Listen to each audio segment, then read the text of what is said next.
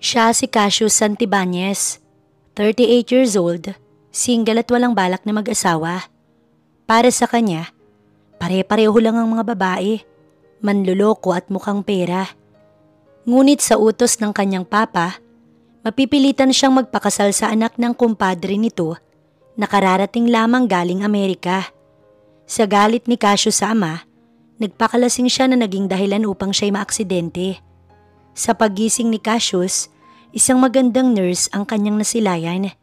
Sa pagdaan ng mga araw, hindi niya napigilan ng sariling angkinin ito sa mismong hospital na iyon. Ngunit lingid sa kanyang kaalaman, half-sister pala ito ng kanyang mapapangasawa. Malapad ang ngiti sa labi ni Cassius na bumaba ng sasakyan, hawak ang isang bouquet. Gusto niyang sorpresahin ang girlfriend sa condo unit nito. Kakarating lang kasi nito galing taping.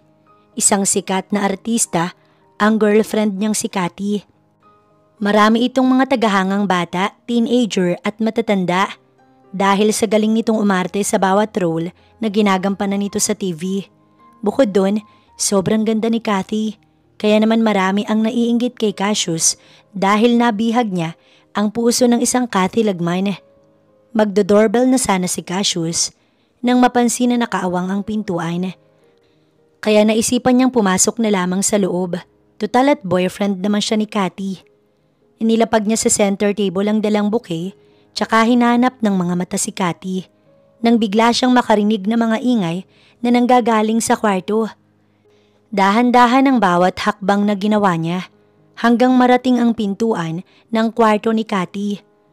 Bukas ito dahilan upang malaya siyang makapasok sa loob.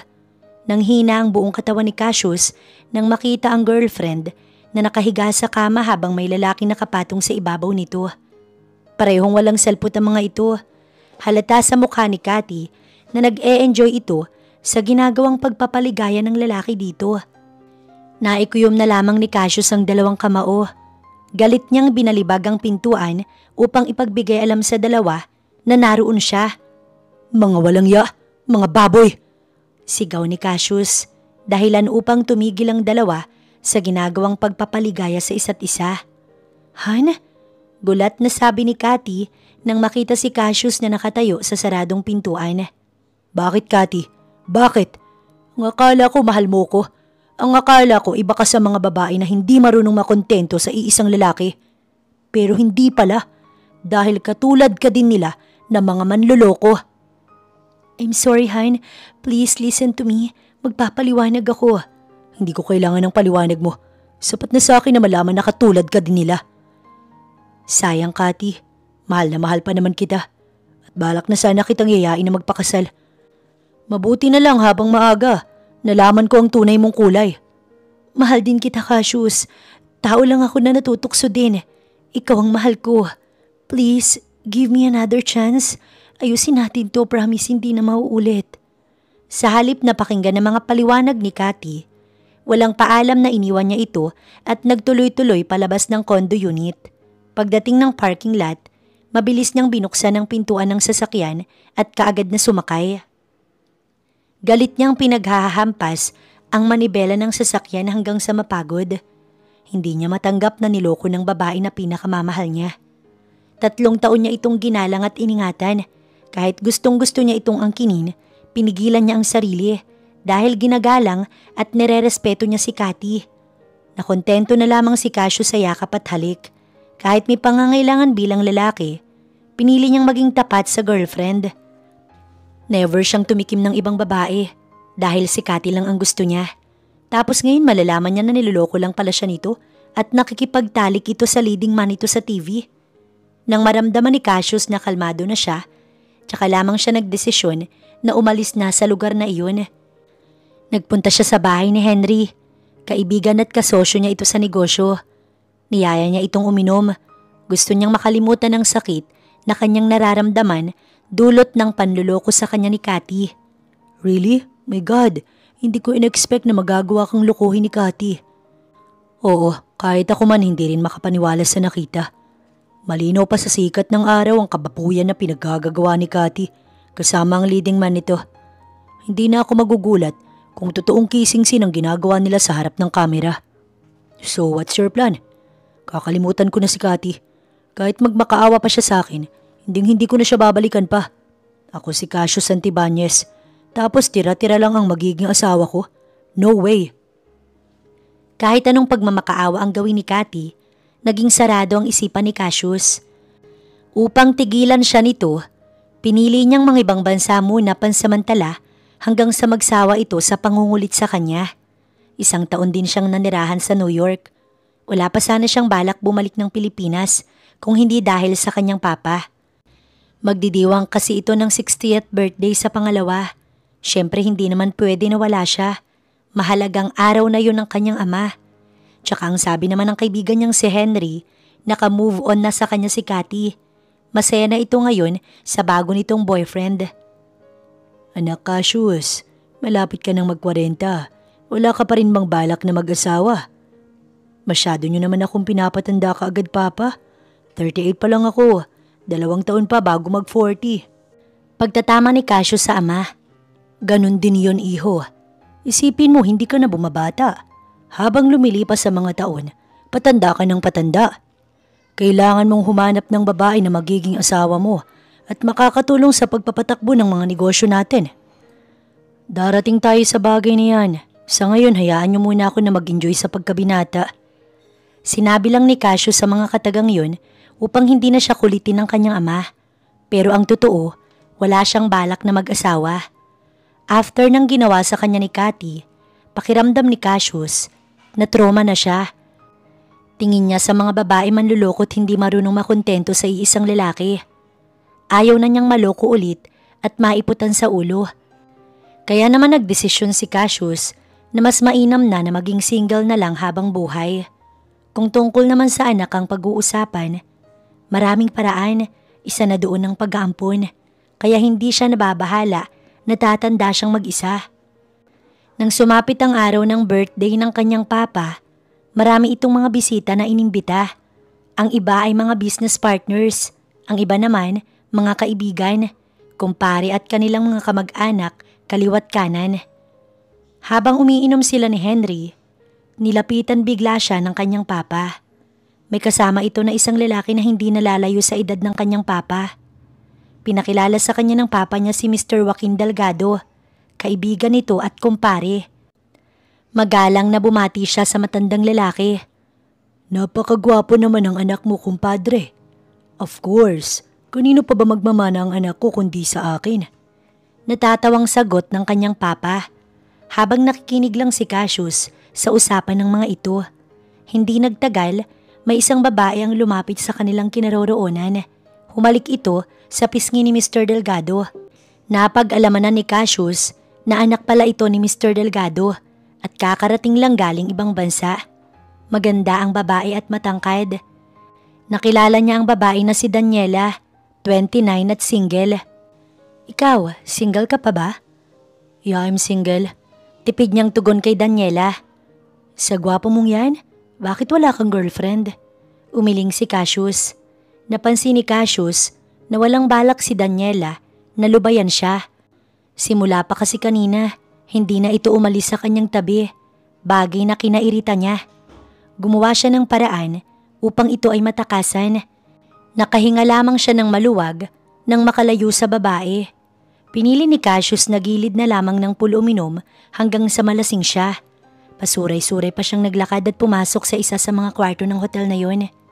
Dala ng kalasingan, kaagad siyang nahiga ng kama nang maramdamang may taong nakahiga dun.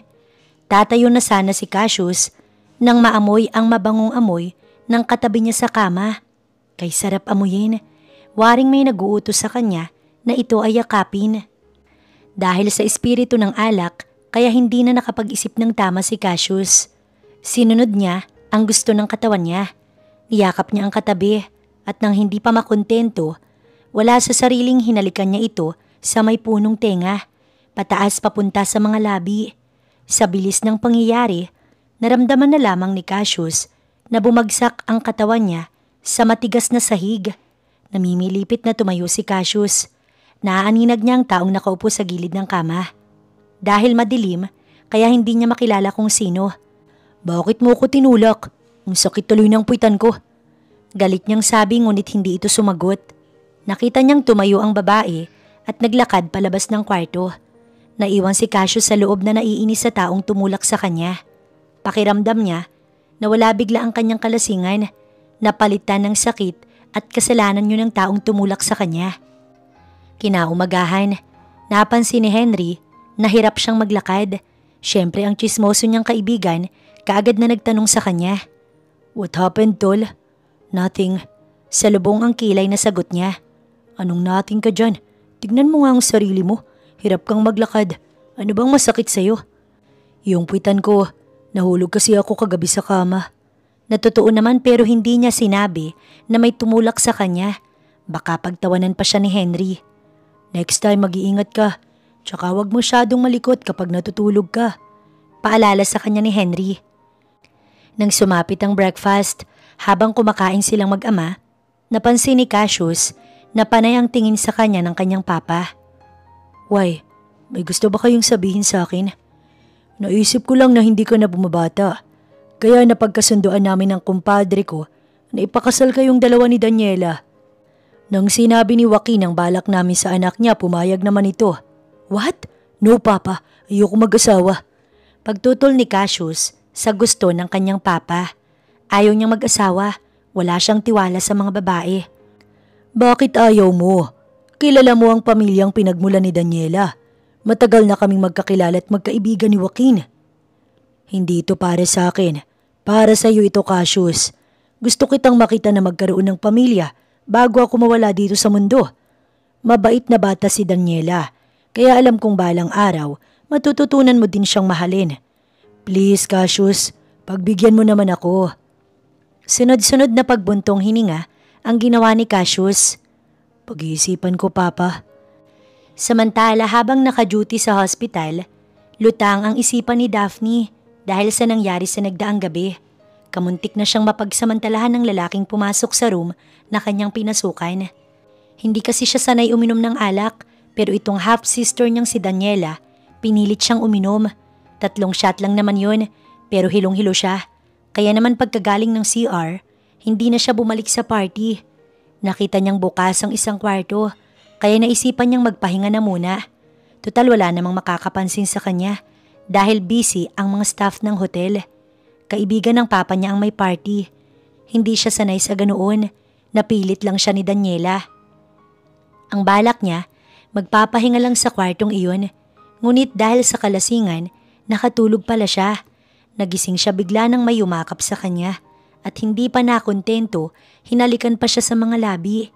Sa labis na taranta, naitulak niya ito ng malakas dahilan upang bumagsak ito sa sahig. Hindi niya nakita ang mukha ng lalaki dahil madilim sa kwarto. Pero isa lang ang sigurado, gwapo ang lalaki. May perpektong mga mata at matangos na ilong. "Hoy Daphne, kanina ko pa napapansin na malalim ang iniisip mo. May problema ka ba?" Tanong ni Aya, kasamahan niyang nurse. "Wala naman, may naalala lang ako." "Siya nga pala, kamusta ang party na pinuntahan mo?" "Okay lang, alam mo naman na ayoko talagang makihalubilo sa mga tao. Pinagbigyan ko lang si Daniela para hindi magtampo sa akin. Alam mo naman yun, masyadong matampuhin kapag hindi na pagbibigyan ng gusto. Sabagay, pero wag mo naman masyadong sanayin na palagi mong pinagbibigyan.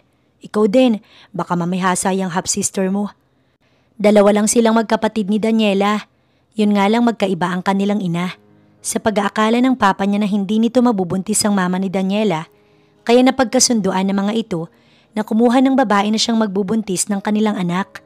Ang mama niya ang napili na magbuntis, kapalit ng malaking halaga at siya na nga ang batang iyon. Ngunit kung kailang buntis na ang mama niya sa kanya, doon naman nalaman na 1 buwan ng buntis ang mama ni Daniela at si Daniela ang batang iyon. Nauna lang siya ng 1 buwan ay pinanganak kay Daniela, kaya halos magkaedad lang sila. Ang gusto ng papa niya, doon siya tumira sa bahay ng mga ito. Ngunit ayaw niya, mas gusto niyang kasama ang kanyang mama. Nurse ang napiling kurso ni Daphne dahil yun talaga ang kanyang pangarap simula pagkabata. Idagdag pa na dating doktor ang lola niya na ina ng kanyang mama. Nang sumapit ang lunch, sabay na silang kumain ni Aya. Habang kumakain, nakatanggap siya ng tawag galing kay Daniela. Nagyayaya ito na mag-shopping, Ngunit sinabi niya na nasa duty pa siya. Ang sabi nito susunduin siya mamaya pag-out niya dahil may good news ito sa kanya. Pagka-out nga ni Daphne, dumating sa hospital na pinagtatrabahuhan ang kapatid niyang si Daniela. Ang kotse nito ang kanilang ginamit. Saan tayo pupunta? Saan pa? E di magsha-shopping. Siya nga pala, ano ba yung good news na sasabihin mo sa akin? Mag-aasawa na ako, sis. Alam mo ba kung sinong mapapangasawa ko? Sino naman? Wait lang, bakit parang ang bilis naman ata? Kararating mo lang ah, may mapapangasawa ka kaagad? Oo, anak ng kumpadre ni Papa. Alam mo ba sis, ang hot at ang yummy niya. Kinikilig nitong kwento sa kanya. Ano yun? Arranged marriage? Parang gano'n na nga. Advice ko lang sa'yo, kilalanin mo muna yung guy kahit na anak pa siya ng kaibigan ni Papa. Hindi na kailangan sis. Sa tingin ko naman mabait si Cassius. Medyo ilag siya sa babae. Yun ang napansin ko nang magkasama kami sa party. Nang makarating ng mall, kaagad silang pumasok sa department store. Dahil wala naman siyang bibilhin, hinayaan niya lang ng hinayaan si Daniela na mamili at magsukat ng mga damit. Nang matapos itong mag-shopping, kumain sila sa Korean restaurant na paborito nilang kainan na magkapatid. Bakit wala kang binili? Marami pa naman akong gamit, tsaka yung iba hindi ko pa nga naisusuot eh. Sayang ang pera. Kahit na, maganda pa rin yung sunod tayo sa uso. Tsaka kailangan mo na magkaroon ng boyfriend. Malapit ka nang mawala sa kalendaryo. Ay sus, ang lakas mong magsalita ng ganyan porket ikakasal ka na. Siyempre naman, mag-boyfriend ka na kasi para maranasan mo nang makarating sa langit. Natatawa nitong biro.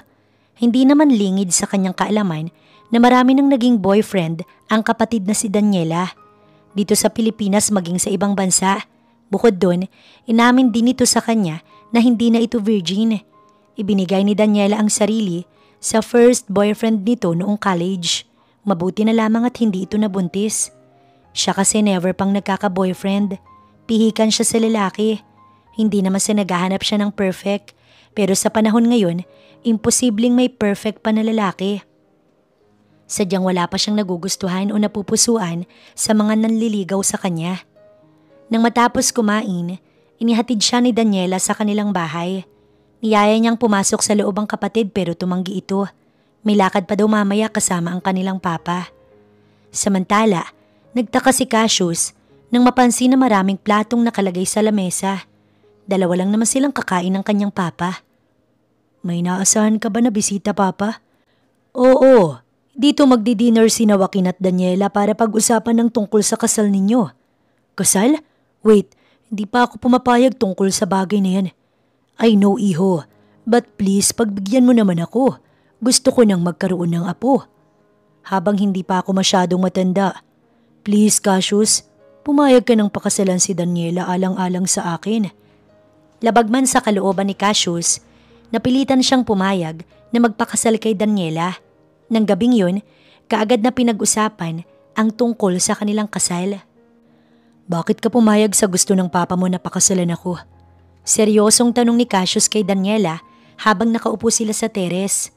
Because I like you, Cassius. O mas tamang sabihin, mahal na kaagad kita unang kita ko palang sa isa party. Diretsahan na pag-amin ni Daniela sa kanya. Natawa naman bigla si Cassius sa sinabi ng babae. Siya kasi hindi naniniwala sa love at first sight. Pag-isipan mo munang mabuti ang desisyon mo, Daniela. Hindi biro ang pag-aasawa habang may oras pa tayo. Buo na ang desisyon ko at magpapakasal ako sa'yo. Bakit, Cassius? Ayaw mo ba sa'kin? Hindi ka ba nagagandahan sa'kin? Mapang-akit na tanong ni Daniela kay Cassius. Ayoko magsinungaling sa'yo. Oo, maganda ka't sosyal. Pero hindi ko nakikita ang sarili ko na pakakasalan ka at magiging ina ka ng mga anak ko. I'm sorry, Daniela. Nagsasabi lang ako ng totoo dahil yun ang nararamdaman ko. Pinarangka niya si Daniela para hindi na ito umasa sa kanya. It's okay. I understand. Maaring sa ngayon hindi mo ako gusto. Pero darating ang araw na mamahalin mo rin ako, Cassius. Nang matapos ang pag-uusap nila ng babae, nagpa siya si Cassius na magtungo ng bar. Gusto niyang uminom ng uminom hanggang sa malasing siya. Tinawagan niya si Henry para yayain pero busy ito sa mga babae. Kahit mag-isa lang si Cassius, nagtuloy pa rin siya ng bar. Sunod-sunod ang paglagok niya ng alak hanggang sa maramdaman niyang may tama na siya. Sa halip na tumigil at umuwi, uminom pa rin siya ng uminom. Sa sobrang kalasingan, pasuray-suray siyang lumabas ng bar at naglakad patungong parking. Pagkasakay ng kotse, kaagad niyang in-start ang makina. Habang nasa daan, hindi maiwasan ni Cassius ang mapapikit, dala ng matinding kalasingan. Sa muling pagpikit, isang malaking truck ang magkakasalubong niya. Huli na para siya'y magpreno. Samantala sa St. Luke's Medical Center, kung saan nagtatrabaho si Daphne bilang nurse, naghahanda na siyang umuwi dahil tapos na ang shift niya nang pumasok si Aya. "Uuwi ka na?" "Oo, bakit?" "Kailangan ng nurse sa emergency room, 3 pasyente ang pinasok." "Ah, ganun ba? Wala pa ba si Marie?" "Wala pa nga eh, alam mo naman yun palaging late. Ako sana kaya lang, may pasyente pa ako naaasikasuhin sa ward." "O sige, puntahan mo na ang pasyente mo. Ako na ang papasok sa emergency room." "Salamat, Daphne." Habang naglalakad si Daphne papuntang emergency room, nakasalubong naman niya si Marie. "Bakit late ka na naman, Marie?" "Oo nga eh, traffic kasi, tsaka hinintay ko pa na dumating si Mama para bantayan ang mga anak ko." "Bakit kasi hindi ka nalang kumuha ng yaya para hindi ka na mahirapan at hindi ka na rin malate araw-araw?" "Hindi ko pa afford eh. Alam mo naman bihira lang magbigay ng sustento ang ex-husband ko." Nakaramdam naman ng awa si Daphne sa katrabahong si Marie. Isa din iyon sa mga dahilan kaya ayaw niyang mag-boyfriend o mag-asawa. Natatakot siya na mapunta sa maling tao. Si Marie na ang pumunta sa emergency room. Siya naman, itinuloy na ang pagliligpit ng mga gamit. Nang magising si Cassius, nasa isang kwarto na siya nakahiga at masakit ang buong katawan niya. Iginala niya ang mga mata at wala siyang makitang tao. Kung hindi siya nagkakamali, nasa hospital siya. Saglit siyang napaisip kung bakit siya napunta doon nang biglang bumukas ang pinto at iniluwa ang isang magandang nurse. Habang naglalakad ang nurse palapit sa kanya, hindi niya maialis ang tingin dito, lalo na nang maamoy ang familiar na amoy. "Ang amoy mo, kaparehan ng amoy nung..." "Good morning, sir. Mabuti at gising na kayo. Kamusta po ang pakiramdam ninyo?" "Masakit ang buong katawan ko. Yung binti ko, hindi ko masyadong maigalaw." "Maya-maya po, pupunta dito si Doc para i-check kayo." "Thank you. Anyway, dinalaw na ba ako ng papa ko?" "Wala pang dumadalaw dito sa inyo simula nang ma-admit kayo. Gusto nyo ba na kontakin ng pamilya ninyo?" "No, hindi na kailangan. Okay lang ba kung maitanong ako sa iyo na medyo personal?" "Okay lang, sir. Go ahead, sir. Ano po ba yun?" "Yung gamit mong pabango, matagal mo na bang ginagamit yan?" "Yes, sir. Matagal ko nang gamit ang pabangong ito since high school." Saglit naman na nag-isip si Cassius at napatingin sa mukha ng babae. Maputi ito, matangkad, matangos ang ilong na binagaya ng manipis na mga labi, o sa mas tamang sabihing ito ay maganda. Posible kaya na siya ang babae sa kwarto sa hotel? Anang isipan ni Cassius. Marami ba ang gumagamit sa ganyang pabango? Sa pagkakaalam ko, kaunti lang po. Bakit niyo po na itanong? Never mind. By the way, ilang days na ba ako dito sa hospital? 3 araw na po, sir. Nagulat naman si Cassius nang sabihin ng nurse na 3 araw na siya doon. Baka nag-aalala na sa kanya ang kanyang papa. Gusto sana niya itong tawagan. Ngunit nang mapadako ang tingin niya sa magandang nurse, biglang nagbago ang kanyang isip. Nabasa niya ang nakalagay sa name tag nito. Daphne ang pangalan ng magandang nurse na nag-aasikaso sa kanya ngayon. Pagkalabas ng nurse, nahulog sa malalim na pag-iisip si Cassius. Malakas ang kutob niya na ito nga ang babae sa hotel. Kung hindi nga lang nakakahiya, kanina niya pa ito tinanong. Kaya lang ay ayaw niya. Nahihiya siya na baka matunugan pa ng babae na siya ang pangahas na humalik dito. Ayaw niyang mailang ito sa kanya o pag-isipan siya ng hindi maganda. Nirequest ni Cassius sa nurse manager na iisang nurse lang ang gusto niyang mag-alaga at mag-asikaso sa kanya. Walang iba kundi si Nurse Daphne. Samantala nagulat naman si Daphne nang malaman na may isang pasyente ang nag-request na gusto siya ang mag-aalaga at mag-aasikaso dito habang nasa hospital pa ito at naka-confined. Nang tanungin ni Daphne kung sino, sinabi ng taga-nurse manager na ang pasyente sa room 105 si Cassius Santibanez, ang pasyente na nagtanong sa kanya ng gamit niyang pabango. Hindi kaya type ka nung Cassius? Kaya nirequest nito sa nurse manager natin na ikaw ang gusto niyang mag-alaga at mag-asikaso sa kanya? Kinikilig na sabi ni Aya. Hoy, grabe ka naman Aya. Baka naman natuwa lang sa akin kaya ganun. Anong itsura nung Cassius? Gwapo ba? Oo, gwapo siya. Hindi kaya siya ng lalaki para sa'yo? Natatawang iniwan niya si Aya. Kung ano-ano na kasi ang sinasabi nito na imposible namang mangyari. Tsaka sa tingin niya, hindi pa pinapanganak ang lalaki na magpapatibok ng puso niya. Nang hapon na yun, pauwi na si Daphne nang ipatawag siya ng nurse manager. Bagaman nagtataka, pinuntahan niya ito.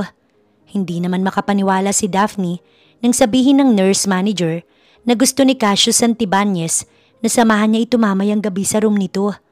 Bakit ako? Dahil ikaw ang gusto niya, Nurse Daphne, kaya nirequest ka niya sa amin.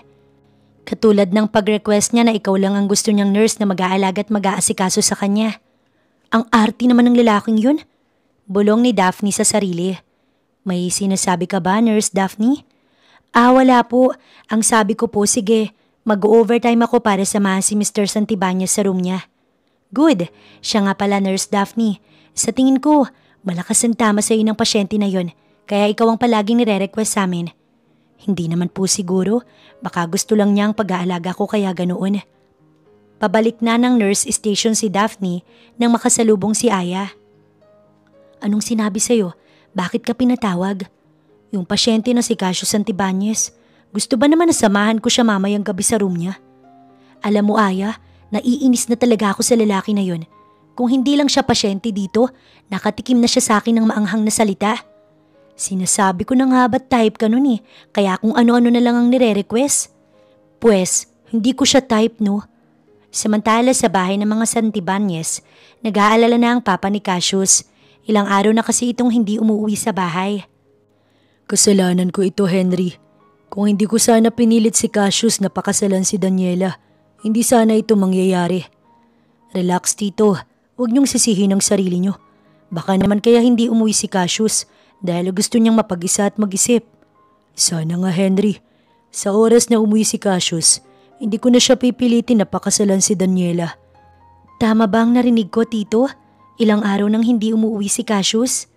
Sabay pa ang dalawang lalaki na napalingon sa babaeng nagsalita. Nakatayo ngayon sa bukas na pintuan si Daniela. Ikaw pala Daniela. Sorry tito kung sumingit na ako sa usapan ninyo. So, totoo nga na ilang araw nang hindi umuwi si Cassius? Tumango ang matandang lalaki. Oh my God, nasa na kaya si Cassius? Sana ligtas siya. Dahil nga sa request ni Cassius, kaya napilitan si Daphne na mag-overtime na lamang ng gabing yun. Eksakto na 7:00 ng gabi nang puntahan niya ang lalaki sa room. Pagkasara ni Daphne ng pinto, kaagad itong nagsalita. Bakit ngayon mo lang ako pinuntahan dito? Pasensya na sir. Kumain pa kasi ako ng dinner bago ako umakyat dito. Pinipigilan ni Daphne ang sarili na mainis sa lalaki. Baka kung ano pa ang masabi niya rito. Gusto kong gumamit ng banyo. Pag-iiba nito sa usapan. Nilapitan ni Daphne ang lalaki at inalalayan itong makatayo. Sinamahan niya ito hanggang sa may pinto ng banyo. Nang matapos itong gumamit ng banyo, pinunasan niya ang buong katawan nito at pinalitan ng damit. Napansin ni Daphne na hindi inaalis ni Cassius ang tingin sa mukha niya. Bakit ganyan kang makatingin sa mukha ko? Hindi napigilan ni Daphne ang sarili nang tanungin ng lalaki.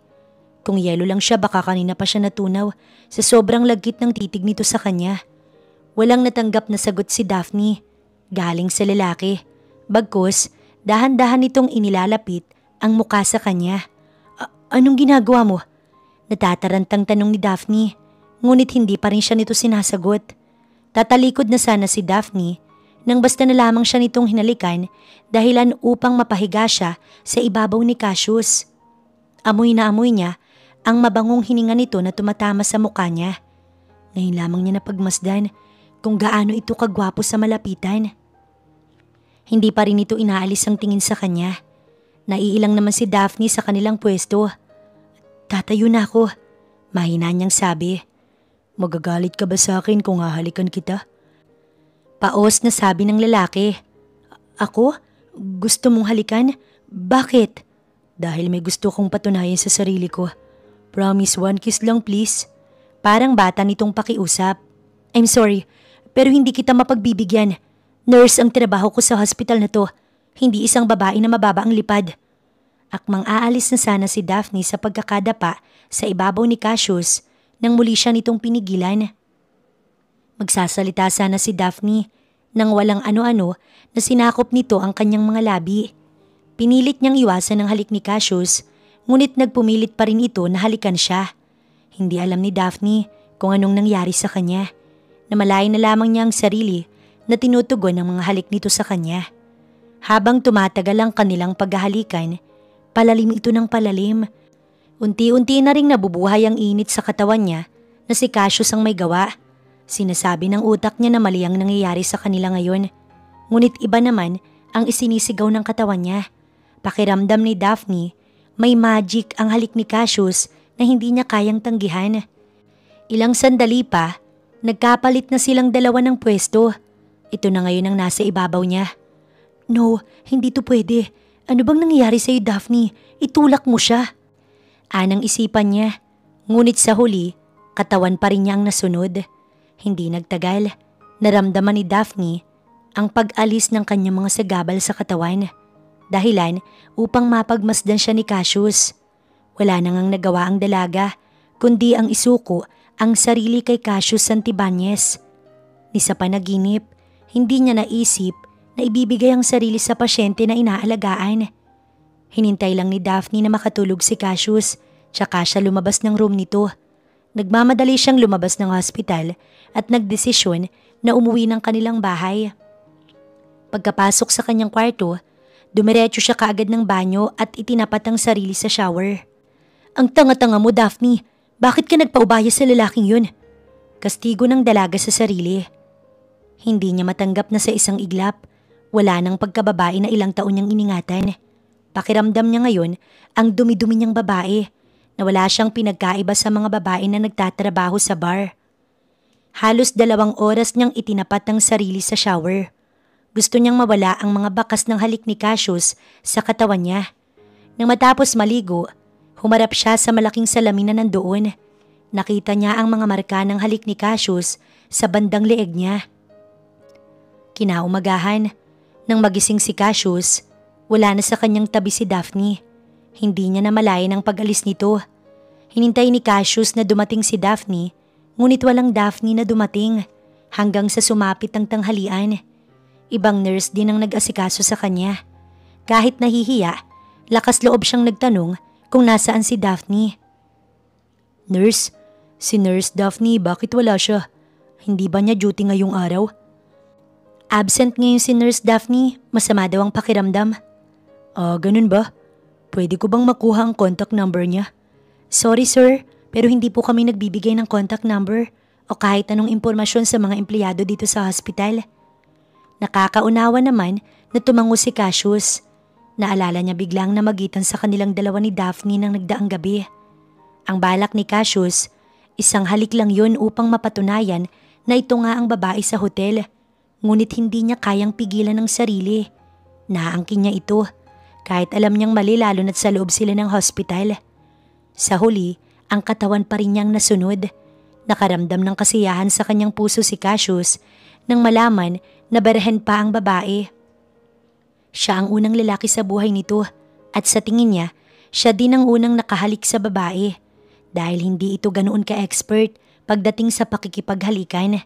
Pagsapit ng hapon, naisipan ni Cassius na tawagan ng ama dahil baka nag-aalala na ito sa kanya. Hindi nga siya nagkamali ng akala. Ikinuwento niya sa kanyang papa ang tungkol sa nangyari sa kanya. Alalang-alala ito sa kanya. Makalipas lang ng 2 oras, dumating ang kanyang papa. Kaagad siya nitong niyakap ng mahigpit. Anong sabi ng doktor? Kailan ka daw pwedeng lumabas? Bukas papa, pwede na ako lumabas. Maayos naman ang pakiramdam ko at hindi na rin masakit ang paa ko. Naihahakbang ko na kahit papaano. Mabuti naman kung ganun anak. Kinabukasan, nakalabas na nga ng hospital si Cassius. Hinintay niyang dumating si Daphne, ngunit hindi pa daw ito papasok. Nag-iwan na lamang siya ng contact number sa nurse station para ibigay kay Daphne. Gusto kasi niya itong personal na makausap tungkol sa nangyari sa kanila. Kung sakali, willing naman siyang panagutan ito, lalo na't napatunayan niya na siya ang unang lalaki sa buhay ng babae. Walang rason para hindi niya ito panagutan. Tsaka mas gusto niya ang ugali nito kaysa kay Daniela na may pagkamaarte. Yun pa naman ang pinakaayaw niya sa isang babae. Si Daphne kasi, sa ilang araw na nakasama niya ito, nakita niya kung gaano ito kabait at kasimple. Hindi ito kagaya ng ibang mga babae na makapal mag-makeup at maglagay ng lipstick. Ito kasi mild lang kaya lutang na lutang ang angkin nitong kagandahan. Nang makarating ng bahay, nagulat si Cassius nang makita si Daniela na kausap si Henry. Pa, anong ginagawa dito ni Daniela? Pasensya na anak kung hindi ko sa iyo nasabi na nandito si Daniela. Katulad ko nag-aalala rin siya sa iyo. Napabuntong hininga na lamang si Cassius. Wala siyang nagawa nang lumapit si Daniela sabay yakap sa kanya. Thanks God, you're safe. Alam mo ba sobra ako nag-alala sa iyo? Maarte nitong sabi. Salamat. Tipid niyang sagot. Iritang-irita siya kay Daniela. Hindi pa nga sila mag-asawa. Parang sawa na ito kung makalingkis sa kanya. Kung pwede nga lang niya itong itaboy ay kanina pa niya ginawa. Ang kaso hindi pwede dahil kabastusan naman yon. Nang saglit siyang iwan ni Daniela sa living room, ay may ibinulong siya kay Henry. Mabuti na lamang at gumana. Nang makapasok sa kwarto, chinek niya ang cellphone kung tinawagan na ba siya ni Daphne. Ngunit bigo siya. Padapa siyang nahiga sa kama habang inaalala ang namagitan sa kanila ng babae. Wala sa sariling napangiti si Cassius, sabay hawak sa kanyang mga labi. I knew it. Pagpasok mo pa lang sa kwarto, alam ko na kaagad na ikaw ang babae sa hotel. Kausap niya sa sarili. 4 na araw ang nakakalipas. Wala pa rin siyang natatanggap na tawag galing kay Daphne. Kaya wala siyang ibang choice kundi ang puntahan ito sa hospital na pinagtatrabahuhan nito. Todong ngiti pa sa kanya ang mga nurse na naka-duty sa nurse station. Siguro yung iba, namukaan siya kaya ganoon. Good morning. Tatanong ko lang sana kung naka-duty ngayon si Nurse Daphne Acosta. Naku, pasensya na sir. Wala na ho dito si Daphne. Anong wala na dito si Daphne? Nag-resign na po siya sa trabaho. Anyway, I'm Nurse Aya, best friend ni Daphne. Anong nag-resign si Daphne? Bakit? Kailan pa? 2 days ago, sir. Ewan ko nga sa babaeng yun eh. Biglaan ang naging desisyon. Nakaramdam ng lungkot si Cassius nang malaman na nag-resign na sa trabaho si Daphne. Pakiramdam niya, siya ang dahilan kaya ito nag-resign sa trabaho. Nakiusap siya sa kaibigan nitong si Nurse Aya na kukunin niya ang contact number ni Daphne. Pero hindi ito pumayag. Samantala simula nang mag-resign si Daphne, pinili niya munang magpahinga. Ayaw niyang lumabas ng bahay. Sa kwarto lang siya maghapon. Hindi rin siya tumatanggap ng tawag. Ayaw muna niyang makipag-usap sa mga tao. Gusto niyang mapag-isa nang sa ganun, makalimutan ang katangahang ginawa niya. Isang araw, naging bisita niya si Daniela. Sinabi nito sa kanya na tuloy ang kasal at siya ang maid of honor. Ayaw sana niya ngunit ayaw naman niyang magtampo ang kapatid niya. Kaya pumayag na lang siya. Mamaya, may dinner kami sa bahay nila at gusto kitang isama para makilala mo ang magiging asawa ko. Naku, wag na Daniela, ayoko. No sis, gusto ko makilala mo siya para makilatis mo na rin. Please, pumayag ka na. Susunduin kita dito ng 7 p.m. Katulad ng dati, hindi na naman niya natanggihan ng kapatid niya. Pagpatak nga ng 6:30 ng gabi, nakabihis na si Daphne. Hindi nagtagal, dumating na si Daniela. Napakaganda nito sa suot na pink dress. Let's go sis, yaya nito sa kanya. Habang nasa biyahe, panay ang kwento ni Daniela tungkol sa mapapangasawa. Mukhang malakas ang tama mo sa kanya. Biro niya sa kapatid. Sabi ko naman sa iyo sis, unang kita ko palang kay Cassius, naramdaman ko kaagad na mahal ko siya no. Anong sinabi mong pangalan? Cassius. Cassius ang pangalan ng mapapangasawa mo? Yes, at sobrang gwapo niya. Kinikilig pa nitong sabi. Dahil sa pangalan na sinabi ni Daniela, kaya nahulog sa malalim na pag-iisip si Daphne. Ayaw niyang isipin na ang Cassius na pinag-alayan niya ng kanyang sarili ay ang Cassius na mapapangasawa ng kapatid niya. Taimtim siyang nagdarasal na sana, mali ang kanyang hinala, na sana Magkapangalan lang ang mga ito. Matapos ang ilang minutong biyahe, sa wakas ay huminto din ang kotse ni Daniela sa isang malaking mansyon. Nakaramdam ng kaba si Daphne, kaba na hindi niya maipaliwanag. "Let's go sis." "Sige, mauna ka na sa loob, may tatawagan lang ako saglit." Pagsisinungaling niya pero ang totoo, gusto muna niyang pakalmahin ang sarili. "Okay, sige sis, sunod ka kagad sa loob ah." Nang mapag-isa sa labas, sunod-sunod na pagbuntong hininga ang ginawa ni Daphne. Nang masigurong okay na, tsaka lamang siya nagdesisyon na pumasok sa loob ng bahay.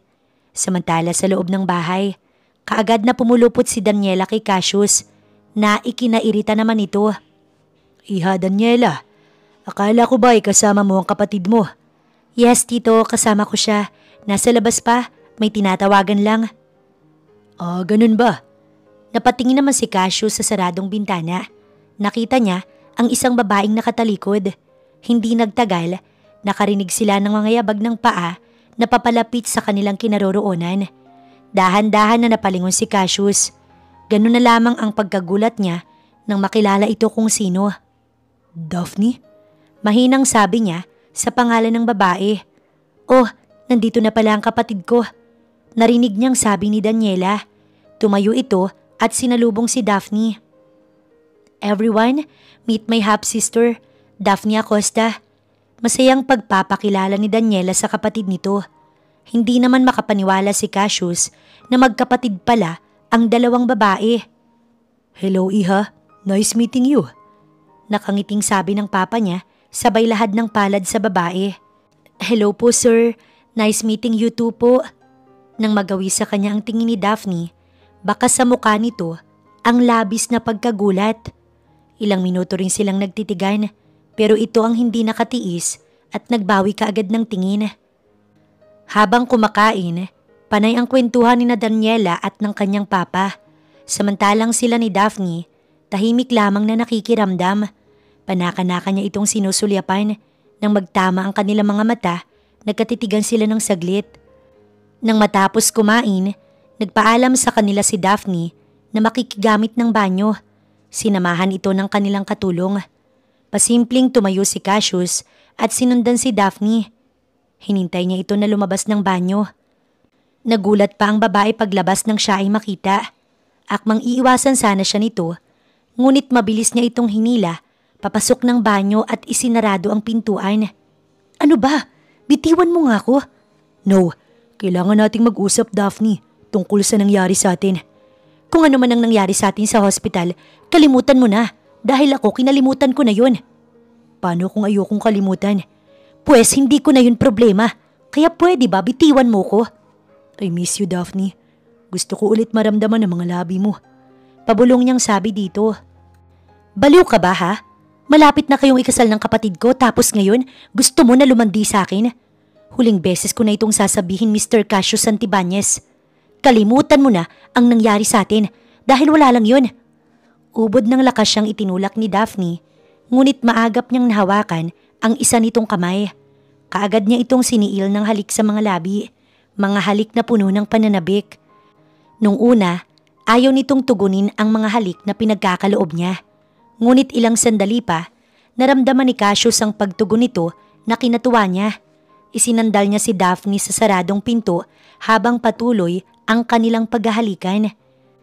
Naramdaman ni Daphne ang pagbaba ng mga halik ni Cassius.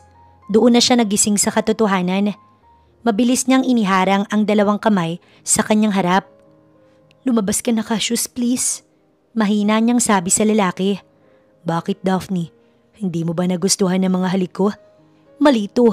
Ikakasal na kayo ni Daniela at oras na maikasal kayong dalawa, magiging brother-in-law kita. Mahal ka ni Daniela Cassius, kaya sana naman masuklian mo ang pagmamahal niya sa'yo. Hindi ko mahal ang kapatid mo. Ang mga magulang lang namin ang may gusto na magpakasal kami, na sinang-ayunan naman ni Daniela. Ikaw ang gusto ko, Daphne. Narinig mo? Ikaw ang gusto ko at hindi si Daniela." "I'm sorry Cassius, pero hindi kita gusto." Inayos ni Daphne ang suot na damit, pagkatapos isinunod niya ang kanyang buhok na nagulo. Walang paalam na iniwan niya sa loob ng banyo si Cassius. Ayaw niyang paghintayin ng kapatid. Pagbalik ng living room, Kaagad siyang naupo sa tabi nito. Hindi nagtagal pumasok si Cassius at sa kanya ito nakatingin. Habang nandoon siya sa bahay ni Cassius, hindi siya makahinga ng maluwag, lalo na't hindi nito inaalis ang tingin sa kanya. Pakiramdam tuloy ni Daphne, pinag-aaralan nito ang bawat kilos niya. Nang sa wakas, magpaalam si Daniela na uuwi na sila, doon lang siya nakahinga ng maayos. Habang nasa biyahe, tahimik lamang si Daphne. Galit siya sa kanyang sarili dahil kamuntik na siyang ipagkanulo nito kanina. Paano na lang kung may nangyari ulit sa kanilang dalawa ni Cassius? Ano na lang ang iisipin nito sa kanya? Na mahinang nilalang siya, nahalik pa lang kaagad na siyang bumibigay. Kailangan niyang iwasan ng lalaki, lalo na ngayon na maliit na ang mundong ginagalawan nila. Mahal niya ang kapatid at hindi siya gagawa ng mga bagay na masasaktan ito. Ngayon lamang niya nakita si Daniela na nagmahal ng ganoon at hindi niya ito sisirain. Samantala hanggang ngayon, hindi pa rin makapaniwala si Cassius na magkapatid sina Daniela at si Daphne. Ngayon ay mabilis niya niyang malaman kung saan ito nakatira. Kailangan niya itong makausap na silang dalawa lamang. Walang sinayang na sandali si Cassius. Sa tulong ni Henry, nalaman niya kaagad kung saan nakatira si Daphne. Nang makarating si Cassius sa bahay nito, kaagad siyang nag-doorbell. Hindi naman nagtagal, bumukas ang gate at si Daphne ang kanyang nakita. Akmang isasara sana nito ang pinto nang mabilis niyang iharang ang sarili. Oops, hindi mo ba ako papapasukin sa loob man lang? Di ba nag-usap na tayo? Bakit ang kulit mo? Hindi pa tayo tapos mag-usap. Sumama ka sa akin. Doon tayo mag-uusap ng maayos. Paano kung ayoko? Anong gagawin mo? Hindi ako aalis dito hanggat hindi tayo nagkakausap ng maayos. Sasama ka ba? O dito lang ako mag-i-stay maghapon at magdamag? Galit niyang turan kay Daphne. Kahit naiinis, walang nagawa si Daphne kundi ang pagbigyan si Cassius. Sumama siya dito. Humantong sila sa isang coffee shop. Sabihin mo na ang gusto mong sabihin. Kailangan ko makauwi ka agad dahil baka dumating si Daniela. Ayokong pakasalan si Daniela. Hindi ko siya mahal. Ikaw Daphne, ikaw ang gusto kong pakasalan. Sabihin natin sa mga magulang natin ang tungkol sa nangyari sa atin. Nang sa ganun, malaman nila na tayo ang dapat na magpakasal. Hindi nga pwede. Masasaktan si Daniela at ayokong mangyari yun. Yung tungkol naman sa nangyari sa atin, kalimutan mo na yun. Dahil sa akin burado na yun. Oh really? Sa tingin ko nagsisinungaling ka sa akin. Iba ang naramdaman ko nang hinalikan kita. Daphne please, magpakatotoo ka naman sa sarili mo. Huwag mong dayain ang tunay mong nararamdaman nang dahil lamang sa kapatid mong si Daniela. Kung mahal ka ng kapatid mo, maiintindihan ka niya at pipiliin niya na maging masaya ka. Hindi mo ko naiintindihan, Cassius. Ngayon lang nagmahal si Daniela at sa'yo niya yung naramdaman. Ang sama ko naman yata na kapatid kung sisirain ko ang kaligayahan niya. Kaya okay lang sa'yo na tayong dalawang masaktan at magdusa? Oo, Cassius, alang-alang sa kapatid ko. Pakiusap, pakasalan mo siya. Mahalin mo siya. Kapag nagawa mo yun, magiging masaya ako. Fine. Gusto mo na pakasalan ko si Daniela? Gagawin ko. Pero wag kang umasa na mamahalin ko siya. Galit niyang iniwan sa coffee shop si Daphne. Hindi niya ito maintindihan kung bakit inuuna nito ang ibang tao kaysa sa sarili nitong nararamdaman. Dahil sa galit na nararamdaman, siya na mismo ang nagdesisyon na maikasal sila ng maaga ni Daniela. Sa halip na katapusan pa ng buwan na yun, mas napaaga ng 1 linggo. Habang pinagmamasdan si Daniela na naglalakad palapit sa kanyang kinaroroonan, ay mukha naman ni Daphne ang kanyang nakikita. Si Daphne ang ini-imagine niyang bride ng mga sandaling yun at hindi si Daniela. Dahil utang ang isipan ni Cassius, kaya naman hindi niya namalayan na tapos na pala silang ikasal ng pari. Ang tanging narinig lamang niya ay ang pwede niya ng halikan ng asawa. Upang hindi mapahiya sa maraming tao si Daniela, kaya napilitan si Cassius na halikan ito sa pisngi. Pagkatapos ng kasal, kaagad silang dumiretso sa reception. Gaganapin ito sa isang 5-star hotel. Pagkapasok pa lang ni Cassius, alak kaagad ang pinagdiskitahan niya. Gusto niyang magpakalasing. Gusto niyang makalimutan ng mga problema. Habang umiinom, napansin niyang pumasok si Daphne. Mabilis niya itong nilapitan at hinila sa tagong bahagi ng hotel. Ano ba? Bitiwan mo nga ako. pagpupumiglas nito sa kanya. Kamusta, Daphne? Masaya ka na ba? Ito na natupad na ang gusto mo, ang makasal ako sa kapatid mo. Pwede ba, Cassius, umayos ka nga?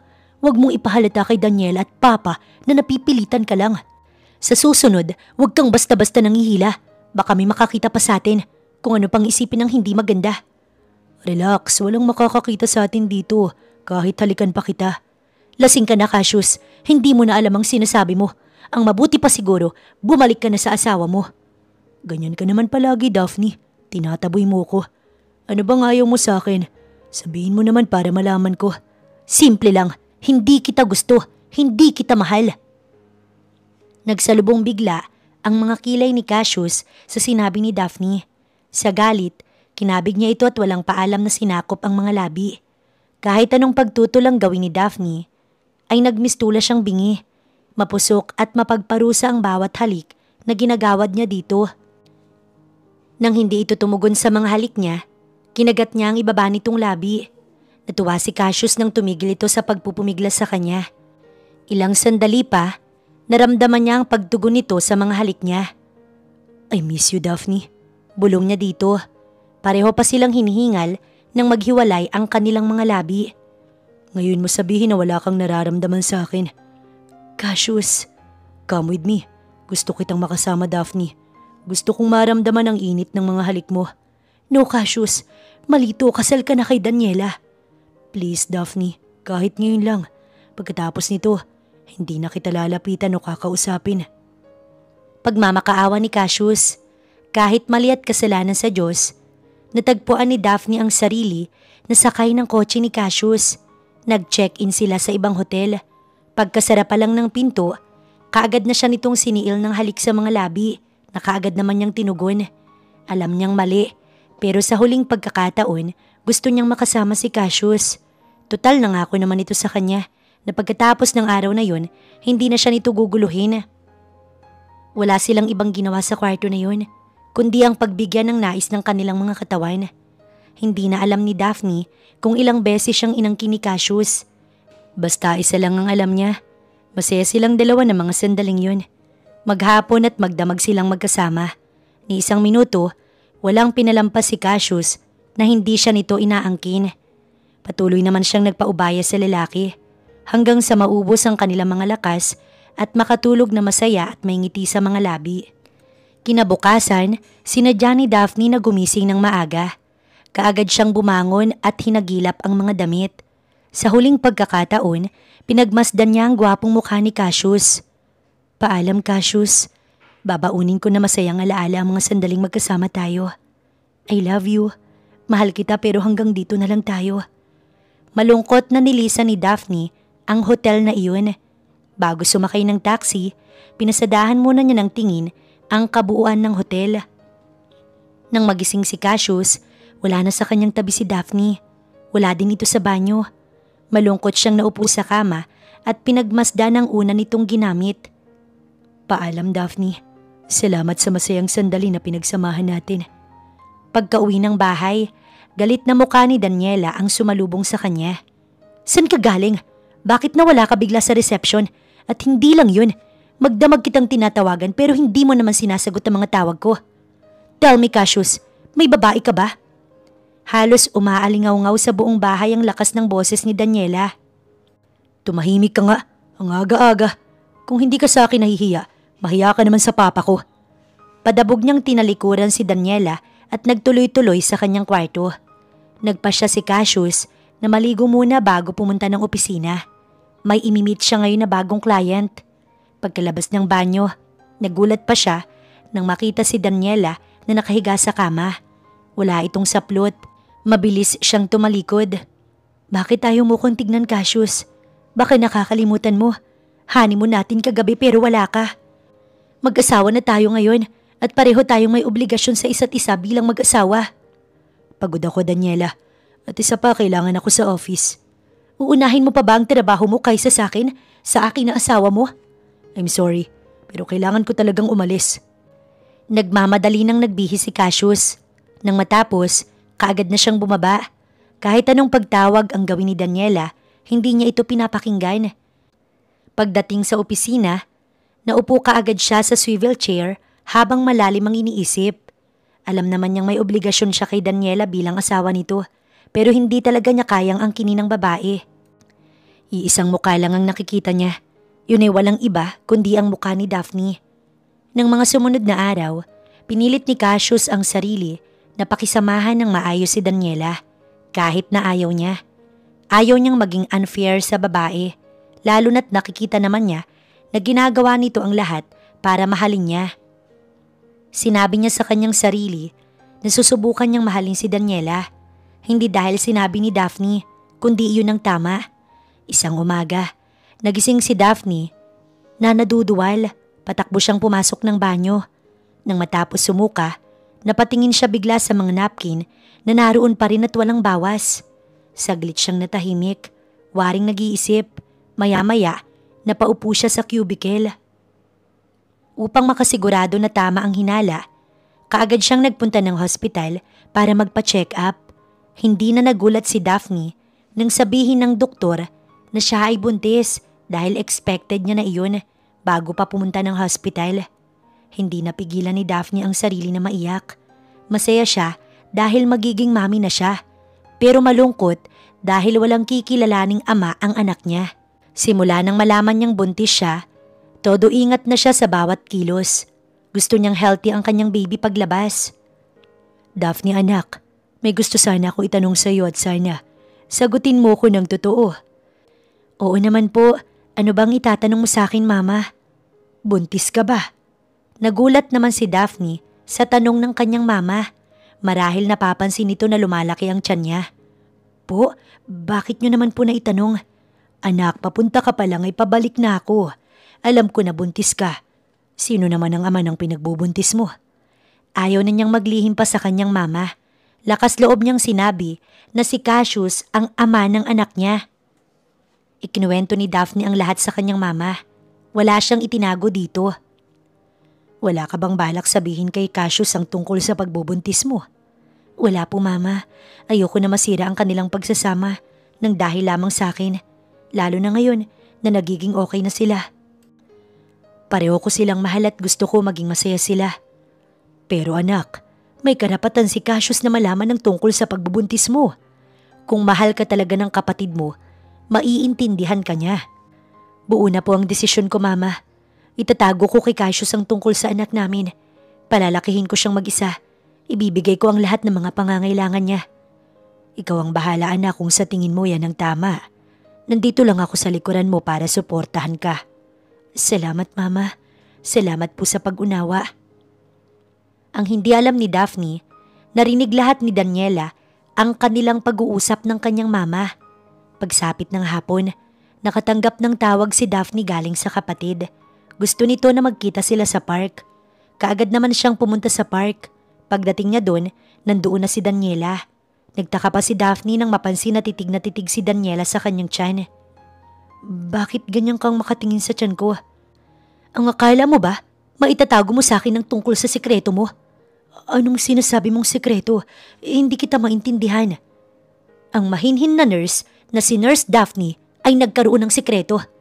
Kasama ang kanyang pasyente na si Cassius Santibanez. At hindi pa doon nagtatapos ang sikreto mo. Dahil sa araw ng kasal ko, ikaw ang nakipag-honeymoon sa asawa ko. Habang ako, naiwan sa ere at naghintay sa wala. Nagulat ka ba Daphne kung paano ko nalaman ng tungkol sa bagay na yan? Paano mong nalaman? Narinig ko lang naman ang pag-uusap ninyo kanina ni tita. Bakit sis? Bakit mo ginawa to sa akin? At talagang nagpabuntis ka sa asawa ko? Magpapaliwanag ako, Daniela. Please, listen to me. Hindi ko intensyon na saktan ka dahil mahal kita, alam mo yan. Ayokong makinig sa'yo, mga agaw ka. Hindi mo man lang naisip ang mararamdaman ko na masasaktan ako. Makasarili ka, Daphne. Sarili mo lang ang iniisip mo. Hindi yan totoo, Daniela. Mahal kita. Lahat gagawin ko para sa'yo, maging masaya ka lang. Kung totoo ang sinasabi mo, dapat naisip mo ko bago ka lumandi sa asawa ko. Alam ko nagkamali ako, kaya nga gusto kong ituwid ang pagkakamaling yun. Kung nagsisisi ka talaga Daphne, sa ginawa mong panluloko sa akin, ipalaglag mo ang anak mo. Baka sakaling mapatawad pa kita. Anong sabi mo? Gusto mong ipalaglag ko ang anak ko na pamangkin mo? Kilabutan ka nga, Daniela.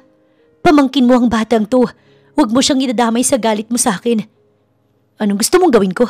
Tanggapin ang anak mo kahit alam kong anak mo siya sa asawa ko? Ang sama mo namang kapatid kung yan ang gusto mong mangyari. I'm sorry, Daniela, pero hindi ko magagawang ipalaglag ang sarili kong anak. Mahal kita, pero mas mahal ko ang anak ko. Dali-dali niyang iniwan sa park si Daniela. Ayaw niyang sabayan ang galit nito sa kanya. Baka lalo lamang silang mag-away na magkapatid. Habang naglalakad si Daphne, nakita niya ang sasakyan ni Daniela na paparating, ngunit nanlaki ang kanyang mga mata nang hindi ito magpreno. Dire-diretso lang ang sasakyan nito, mabuti na lamang at mabilis siyang nakaiwas. Samantala nanginginig naman ang buong katawan ni Daniela. Wala siyang balak na sagasaan si Daphne. Sadyang nagdilim lang talaga ang paningin niya kanina. Labis siyang nasaktan sa natuklasan na nagkaroon ito ng affair sa kanyang asawa. At ang mas matindi pa doon, nagpabuntis ito. Gusto niyang magalit kay Cassius pero hindi niya magawa. Alam naman niya ang dahilan kung bakit siya nito pinakasalan. Ilang buwan na silang kasal, ngunit hanggang ngayon hindi pa rin siya nito magawang angkinin. Pakiramdam tuloy niya, may sakit siyang nakakahawa kaya ayaw siya nitong hawakan. Pero tinanggap niya yun dahil mahal niya si Cassius. Tapos ngayon malalaman niya na nabuntis nito si Daphne. Matatanggap pa sana niya kung ibang babae. Kaya lang bakit kapatid pa niya? Pag-uwi ng bahay, naabutan niya si Cassius na nagbabasa ng magazine. Saglit siya nitong tinapunan ng tingin. Kung magkakaroon ng rewind ang buhay mo, anong moment ang gusto mong balikan? Marami. Katulad ng ano? Huwag mo nang alamin, baka masaktan ka lang. Mahal mo ba si Daphne? Bakit mo tinatanong? Dahil gusto kong malaman. Oo o hindi lang ang isasagot mo sa akin. I'm sorry, Daniela, pero hindi ko masasagot ang tanong mo. At bakit hindi? Dahil masasaktan ka lang. Sa tono ng boses mo, parang sinagot mo na rin ang tanong ko. Mahal mo si Daphne. Tama ba ako, ha, Cassius? Sumagot ka. Gusto mo talagang malaman ang sagot ko? Oo, mahal ko si Daphne. Pero nang dahil sa'yo, hindi naging kami. Ayaw kanyang masaktan dahil mahal ka niya. Ang gusto niya maging masaya ka kahit kapalit nito ang masaktan siya. Nangihinang napaupo si Daniela. Nakaramdam siya ng guilt sa ginawa sa kapatid. Kamuntik niya na itong masagasaan kanina at ang kanyang pamangkin. Dahil dito, nag-impake siya at pagkatapos gumawa ng sulat para kay Cassius. Paalam, Cassius. Mahal na mahal kita. Mananatili ka dito sa puso ko. Pagsakay ng kotse, kagad niyang tinawagan ng number ni Daphne. Gusto niyang humingi ng tawad sa pagiging selfish niya. Hello, sis? Sabi niya sa garalgal na boses. Hello, Daniela. Bakit ganyan ang boses mo? Umiiyak ka ba? Ramdam niya sa boses ni Daphne ang pag-aalala sa kanya. Patawarin mo ko sa lahat-lahat. Nabulag ako sa pagmamahal. Kaya nakalimutan ko ang mga kabutihan na nagawa mo sa akin. Sorry din kung pati ang anak mo pinag-isipan ko ng hindi maganda. Sana mapatawad mo ko. Mahal kita, Daniela, dahil kapatid kita. Ni minsan hindi ako nagalit sa'yo. Salamat, sis. Napakabuti mo talaga. Ngayon alam ko na kung bakit ikaw ang minahal ni Cassius. Matapos ang kanilang pag-uusap ni Daphne, kahit papaano, nakahinga ng maluwag si Daniela. Nawala ang bigat sa kanyang dibdib. Nagdesisyon siyang bumalik na lamang sa Amerika. Total ay doon naman talaga siya nakatira. Sinadya ni Daniela na hindi na magpaalam kina Daphne at Cassius. Sa ngayon kasi wala pa siyang mukhang ihaharap sa dalawa pagkatapos ng mga nangyari. 1 month later, hindi makapaniwala si Daphne nang mapagbuksan ng pinto si Cassius. Naglanding ang tingin nito sa maumbok niyang tiyan. Buntis ka? Oo yata kasi malaki na ang tiyan ko. Piloso po niyang sagot na kinakamot nito ng ulo. Ako ba nga man yan? Malamang, ikaw lang naman ang katalik ko. Masungit niyang sagot. Bakit hindi mo sa akin sinabi na buntis ka? Kung hindi pa ako nagpunta dito ngayon, hindi ko pa malalaman na magiging daddy na pala ako. Sorry, akala ko kasi nagmo-move on ka pa sa pag-alis ni Daniela. Kaya pinili ko na lamang na manahimik dito. I love you, Daphne Acosta. Pwede mo ba akong pakasalan at samahan hanggang sa pagtanda natin? Nanlalaki naman ang mata ni Daphne nang lumuhod bigla sa kanyang harapan si Cassius.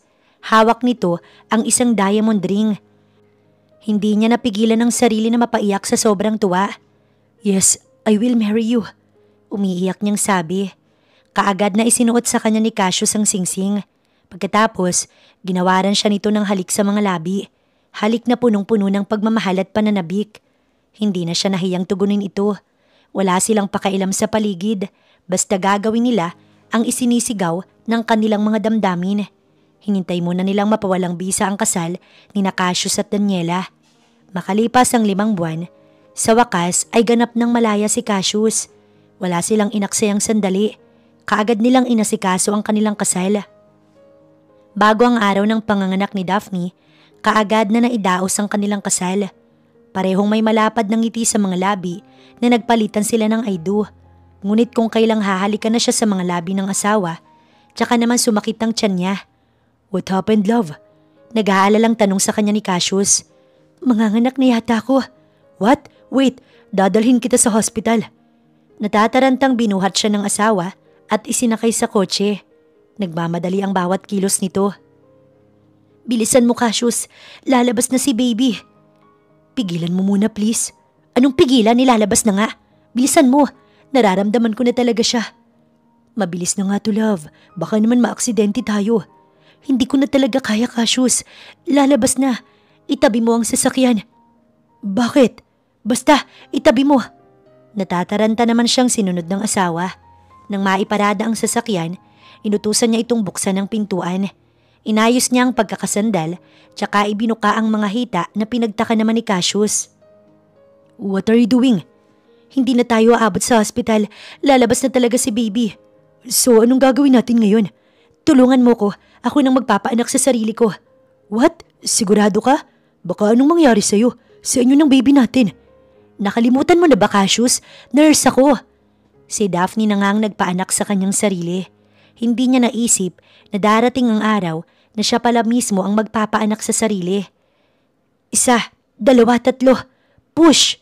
Yun ang ginawa ni Daphne. Hindi nagtagal, narinig nila ang iyak ng sanggol.